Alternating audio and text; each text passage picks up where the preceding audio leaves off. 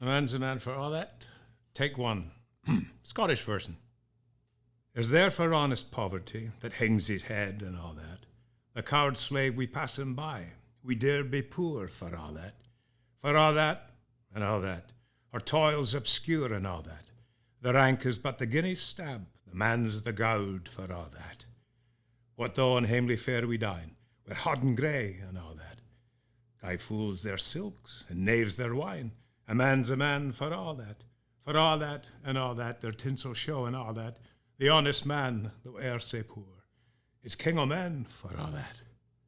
You see yon birkie Lord, who struts and stares and all that. Though hundreds worship at his word, he's but a coof for all that. For all that and all that, his ribbon star and all that. The man o' independent mind, he looks and laughs at all that. A prince can make a belted knight, a marquis, duke and all that. But an honest man's aboon his might. Good faith, he mauna fa' that.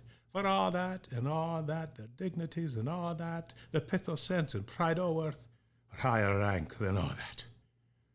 Then let us pray that come it may, as come it will for all that sense and worth, where the earth shall bear the gree and all that, for all that and all that, it's coming yet for all that. Then man to man the world o'er shall brothers be for all that. When you were a kid, like this specific or Burns in general, like how Burns in general. Like yeah. Yeah, I grew up. Well, my family now still live in Burns country. So the only thing I was actually going to tell Steph, I seldom go back, but I have a brother who lives actually like less than half a mile from Burns's birthplace, and I go back mostly every year. But for New Year's Eve, when the rest are Hogmanay in Scotland, the rest of the world are singing Auld Lang Syne.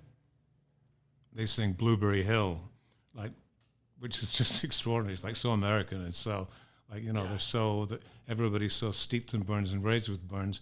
It's the one day of the year where they go, no Burns. Let's say. So I grew up with it, and it's a great. There's a statue of Robert Burns in Central Park in New York. Statue of Shakespeare and Robert Burns, which is pretty remarkable. And he's a huge. People Russia always loved him, especially socialist, communist Russia loved him because he was a great socialist. He was also a social climber, which is sort of interesting, but he was a socialist. So. What was Burns growing up in Scotland? Was Burns more? Was he more important to Scots than like Shakespeare? Was he more? Yeah, I would say so. Yeah, I mean the Scottish play. I think Scottish people like, but I think. For some, Shakespeare was considered more propaganda, I think, than Burns was. Burns was just kind of about life and just the struggle within life and how just the equality of man, and also his to a mouse or to a moose as just about the life of a mouse, and there's a life of a loose, which is head lice, which is so funny.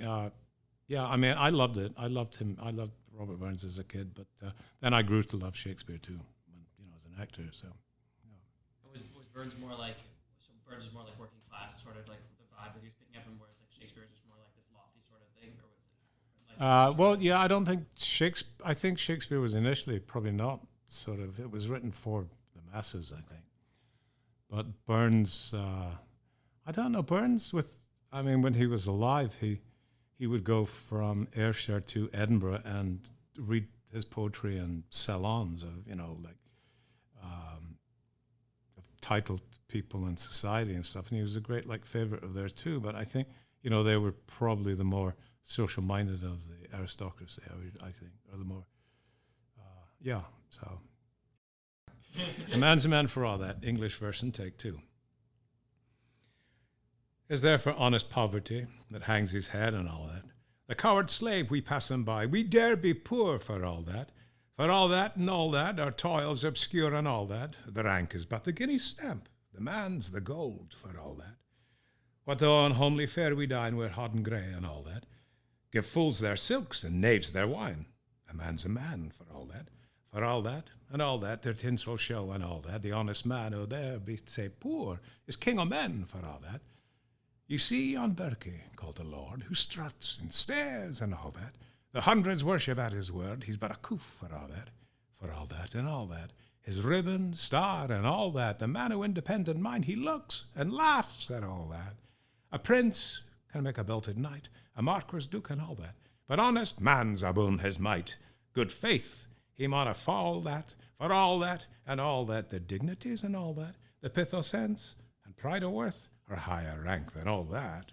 Then let us pray that come it may, as come it will for all that, that sense and worth o'er all the earth shall bear the gree and all that, for all that and all that is coming yet for all that, that man to man the world over shall brothers be for all that. About what, not just what this poem's about, but what makes it specifically Scottish and like the Scottish experience. And then I think we're good. Specific. I think Like it's. what about the content? And if you could like. I think it's very contemporary. I don't think it's just. I think it's like, it's the great question. It's the great question like we have in this country, like where people are so terrified of equality and socialism, equality, or civil rights, and just it's like, I mean, I think it speaks to all that, but it also speaks to the fact that, you know, you take an onion and, you know, you cut back, you know, all the layers. It's like, you know, somebody who's a lord, he struts and he stares and everything else, but he's like, at the end of the day, he's just a living creature. He's a man, you know, and I think that's what it talks to. And I think, well, for the period when it was written, poverty was such I mean, it was just a horrible thing to, you know, like that century, the next century. I mean, even poverty, like, especially for farmers, and he was a farmer, like everything revolved around a good crop or starvation. It was like you had a good crop or else you starve. And if you had one cow and the cow a couple of days didn't produce milk, then the children starved. You know, it's just like, but they were shoulder to shoulder with people who, the landowners or people who didn't know what poverty was. And, you know, it's extraordinary, and extraordinary that he had insight into that both worlds, I guess. But he died very young, and he died of poverty and died of, you know, tuberculosis. But, you know, poverty is a horrible thing. You know, all over the world, it's a horrible thing. And so, you know, we see people, you know, it's funny because I was just reading something, it was a quote, and it was actually from a Scottish writer, and he basically said the American dream does not belong to Americans, it belongs to international immigrants coming here to achieve the American dream. Americans are terrified of the American dream because they think it's going to steal from what they have. So, you know, it's just like a sort of, it's an odd thing. So there you are. Thank you very much.